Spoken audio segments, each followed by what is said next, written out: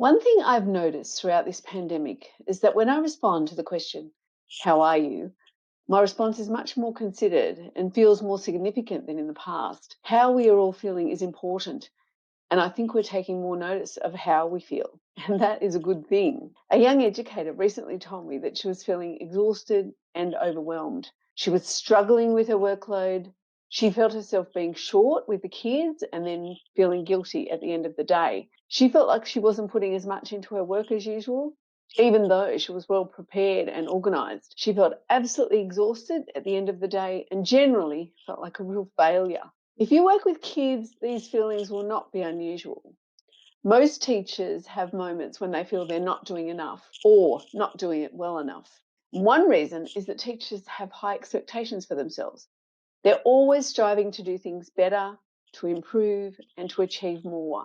In this video, I'll share with you some effective ways to manage the almost inevitable overwhelm that comes with teaching and working with students and young people.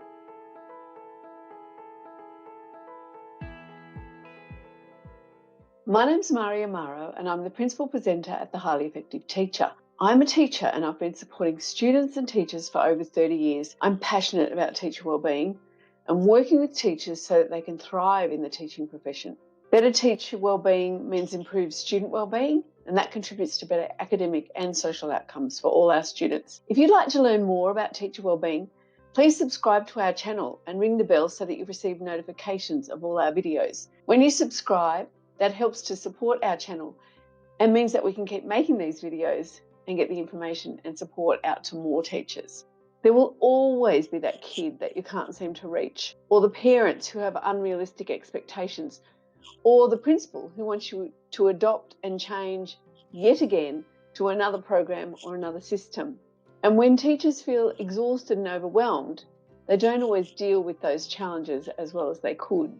That can damage relationships with students and with parents, especially those who need additional support, because those students are mistrustful of adults anyway, and any sign of inconsistency can put them off. Most teachers strive to be the best they can be all the time, but sometimes you have to be content with good enough, or remember to take the brakes off and recognise that you cannot be all things to all people, no matter what is going on around you, and take care of yourself. Just like the instructions when we fly on an aeroplane, you need to be safe before you can help your students. So how do you look after yourself when things feel as though they are getting on top of you? There are definitely tips that you can use that will reduce the overwhelm and help you to manage your emotions better so that you can deal with the tricky situations and the tricky students in more effective ways. Number one, recognize your feelings.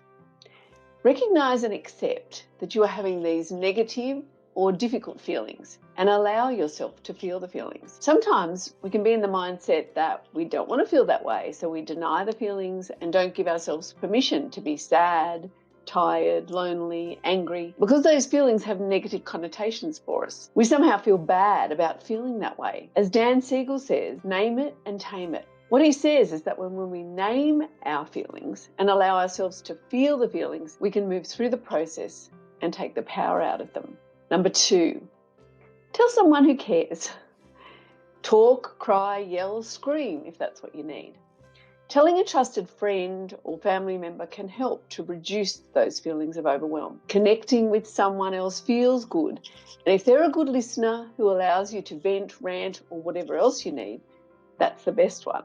If you have someone you can talk to at work, you may be able to download with them for 5 minutes and then go back to class feeling able to cope. Collegial relationships are vital in teaching because you can be so isolated in dealing with student behaviour. Having a friend at work that you trust can make a massive difference to your ability to cope with the challenges of teaching. And fortunately, most teachers are really good at being there for each other and supporting each other in a crisis, whether it's lockdown or a student vomiting on your carpet.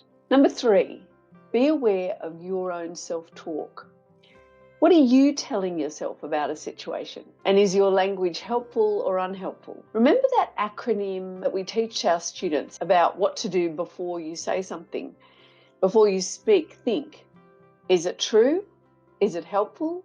Is it inspiring? Is it necessary? And is it kind? It's really important that you think about those questions when you're talking to yourself, because that has an impact on how you feel. And if you're interested in learning more about how your negative self-talk can be changed, check out our video on negative self-talk and how it impacts teacher wellbeing and what you can do about it.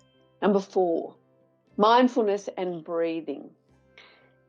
Learn and use one of the many breathing techniques that are available today to help reset you during the day. Just taking a few minutes to help reset can mean you get through the day a lot better. Pressure builds up throughout the day, and if you let the air out a little bit at a time, you reduce the likelihood that you're going to feel overwhelmed and totally exhausted. And taking the time to practice mindfulness at the start of the day can help to put you into a calm state when you start, and also help to reduce overwhelm. Something I do when I'm walking or when I'm in a stressful situation is take a deep breath and notice my surroundings. Something that I can see, something I can hear, and something I can feel that brings me back to calm. Number 5, use wellbeing with your students. Take some of your wellbeing strategies and use them with your class. And when you're feeling exhausted and overwhelmed, the last thing you need is extra stuff to do. So one of the best ways to cope is to add some calming or wellbeing strategies to your class time. Use some quiet time with your students to meditate, relax, or listen to music. Smiling Mind has audio you can use with your students, where all you need to do is set it up and participate with them. You could even have students lead a wellbeing activity. Think about the things that you can do, incorporate into part of your day to take care of yourself and your students at the same time. If you're interested in learning some more strategies that you can do with your students, check out our video on how to improve teacher and student wellbeing at the same time. Number 6, have a plan B.